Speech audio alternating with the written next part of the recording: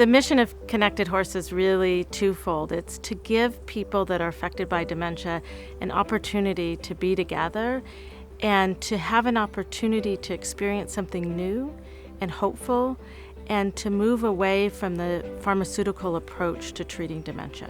So dementia is going to be a part of their life, but it isn't going to overcome their identity. And so the Connected Horse brings people together in nature with horses and to learn about what it means to be in the moment with each other and with the environment and with the horses. And in addition to that, our mission is to train people how to do this kind of work so that these workshops can be here both locally and throughout the country and throughout the world, because it's needed. In America, the statistic is that 5.8 million people, or close to 6 million people, are diagnosed with dementia right now. That's every 65 seconds that someone's getting a diagnosis. And worldwide, they estimate it's every 3 seconds. So this is the disease for the baby boomers. This is the disease of the future. UC Davis has a great history of producing research that advances the health and welfare of humans, of animals, and of the environment. And this collaboration of putting research teams together to solve this problem, to solve the question of how do we help families facing dementia, and how do we give horses a role in society? This kind of work achieves both those goals, and it gets people out of their homes, out into the environment of a barn or a rural environment. And that inspires awareness of sight, sense, smell, all of the things that we encounter out in this kind of environment. It re-engages them with themselves. It re-engages them with each other, and it puts them next to this amazing animal that has so much to offer. Since we have a few new faces today, or newer, I guess, to just share. Because they have very different journeys of being a care partner as well as a person with a diagnosis, sometimes people are separated in support groups to be able to have their own experience. Paula and I believed early on that we should have people come together because they're on this journey together. People that are married for many years, we've had lots of spouses and brothers and sisters and father and daughter and mother and daughter and partners and friends. And with all of that, they should be together because they're facing 8 to 10 years or more of living with this diagnosis. One of the very important parts of our mission is for as many people to have access to this program as possible.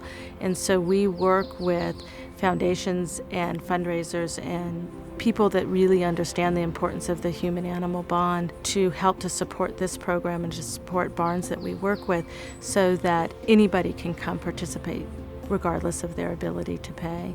The need is so great. When you receive a dementia diagnosis for someone in your family, you become a caregiver. You are a caregiver.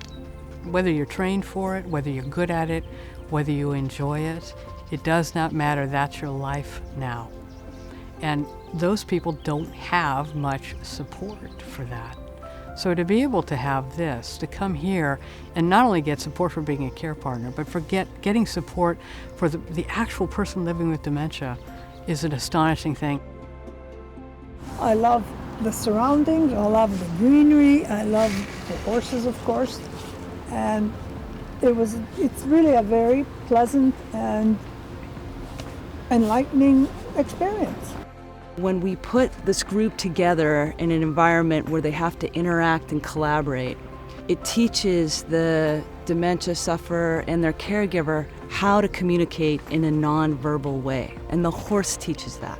It's not a therapist or a physician facilitating this. It's an animal, an unbiased animal with no history of what's been going on. It gets back to, again, this normalizing the relationship so that they can forget for a while that they are going to have struggles in their relationship, that they're going to have this disease, that they're going to have to modify roles, and that they're going to have to explain and modify how they interact with people in the community. But for this moment, right here, right now, they're in a relationship with each other and their relationship with the horse with no judgment. And come on in here next to her. Yeah.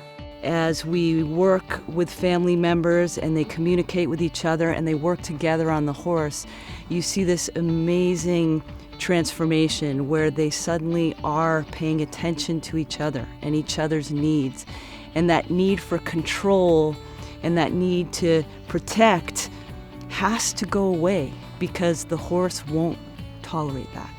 And so that connection really moves the relationship and moves the collaboration forward. By bringing them together, we are able to help people on this journey have a healthier life, have more life in the years they have left together, and to be able to be a pair, a partnership going forward on this journey. The trust and the acceptance that happens in those groups is amazing. It happens really fast, and there is this sense of relief when you feel like you're understood and you feel like what you're going through is normal. There's this shared sense of I'm not alone, I have a community who understands, support me, and doesn't judge me. And that comes from this experience. To have the ability to move in a direction that might open some opportunities up here, that's worth everything. It's the activation piece of it. And so one of the reasons that we've really focused on that early stage dementia is it's at that point when people have received that diagnosis where they're thinking, okay, now what? Called the now what. Now what do I do? You can decide to go down a path of despair, or you can decide to go down a path of, I'm going to do something about this. Some people talk about it as fighting. Some people talk about it as, I'm going to educate myself about everything. But I'm going to be activated. It's going to be part of an action. I'm not going to give up, and I'm not going to live in despair. The Connected Horse program helps them to have the courage, the strength, and the confidence to go down that path of hope and activation.